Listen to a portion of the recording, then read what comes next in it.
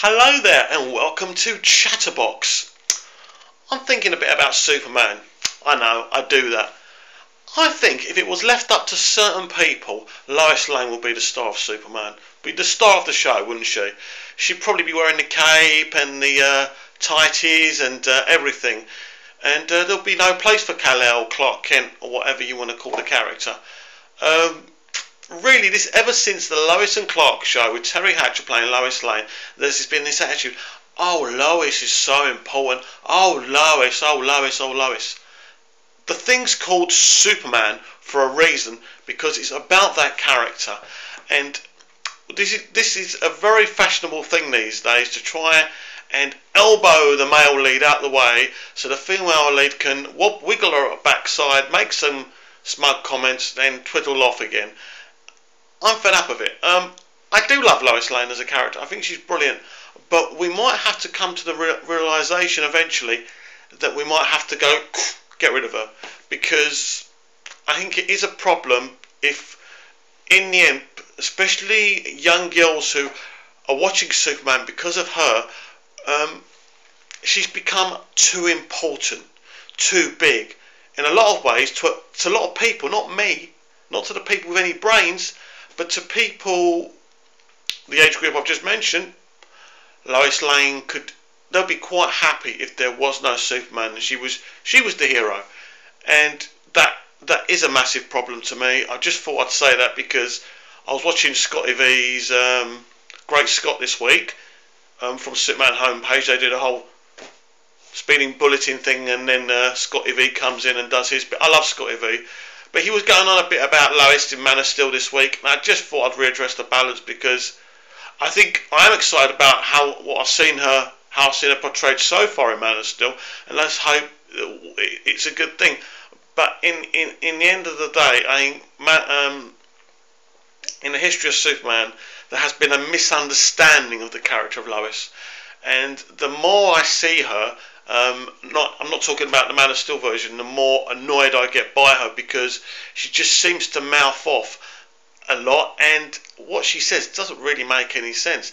I I just watched Superman Unbound, the animated movie, the other day. It wasn't my favourite out of these brilliant animated movies that they do. Lois again was very gobby. She talks a lot of nonsense. I found her annoying. And of course, by the end of it, Clark was proposing to her. And I'm thinking to myself, haven't we moved on from this yet? Can't we do something new? If you want to use her properly. And I mean, if we move on to the Doctor Who companion, how that's been misunderstood now, where it's always a young, plucky girl. And, that's the problem. You got to have more than that. It can't just be her cleavage you're looking at, that you're interested in. This is the whole problem with female characters and actresses these days. They're not done properly, and it's all about what they look like, and it's very skin deep. It's not what I go for, and I'm totally fed up of hearing about it and seeing it. On the subject of Doctor Who, we of course know that David Tennant and Billie Piper are returning for the 90-minute 50th anniversary special. Let's talk Tennant. Why is he back? It's interesting, isn't it? Well, it is interesting to me, guys, because could he be returning? I've discussed this before, but could he be returning to be the full-time Doctor? But you'll say, you're mad, Mike. Why would he be doing that? Why, if Matt's leaving, there'll be a new Doctor? Well, not necessarily. Doctor Who is in a lot of trouble, especially rating-wise. With what Stephen Moffat's done, with the direction he's decided to go on, a lot of damage has been done to the character, and who knows if Russell's coming back, if they're getting rid of Stephen Moffat as well. Who knows? But what I do know is, the one thing to save this character is the most popular version of him, and whatever you say, whatever you think, David is that.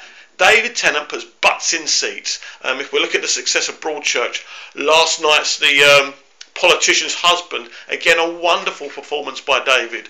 So this man is gold on television, and people love him. The people love him because of what he did with the 10th Doctor, and all of that. And I think this could be a big thing. And it's interesting that they're filming now for the 50th, which I find kind of odd. Where it's not. I mean, normally they start filming in mid-summer for the Christmas episode. So I suppose because it's a 90-minute and it's quite long, maybe they would have to start now. Maybe I'm putting 2 and 2 together and getting 6. Yes, I probably am. It's probably wishful thinking, but don't rule it out. David could be coming back full time. We've seen 2 or 3 pictures with him and Matt. Isn't it wonderful to see David back in his classic Doctor Who suit? It's just wonderful to have the man back, and I really hope that he's in it quite a lot. And obviously that it's written properly and it's not done for us to dislike the 10th Doctor, so they can kind of understand they've had it difficult ever since he left because he was so popular. He is the Christopher Reeve of Doctor Who, basically. He is the version that everyone embraced and in a lot of ways refuses to embrace, makes people refuse to embrace other versions. I don't have issues with the Moffat era because David Tennant was so awesome. I have issues with the Moffat era because of Stephen Moffat and what he's done. And I'm surprised at what he's done because his history of writing is amazing. But there you have it. And I've just heard some shock news as well, by the way. Mike Kelly, the creator and showrunner of Revenge, one of my favourite shows, has stepped down. He will no longer be the showrunner of Revenge. I don't know if it's ill health. I don't exactly know what's happened, but it's very sad. I don't know what's going to happen to the show. Don't know if it's going to get a third season. I will, of course, keep you apprised of the situation. I can't think of anything else I need to talk about, but I'm sure... by the way, I'm not going to go yet because I'm going to wish Tom Welling, who played Clark Kent in Smallville for a decade so wonderfully, happy birthday. I do forgive you for not wearing the suit, Tom. Well, kind of. Yeah, big bugbear for me. If I was on YouTube back then, I would have been absolutely going spare. It was a heartbreaker to see that finale and see what was done to the show that I loved. But anyway, Tom Welling, happy birthday. Have a brilliant day. And whoever's watching this, have a fantastic day because I love you all. See ya.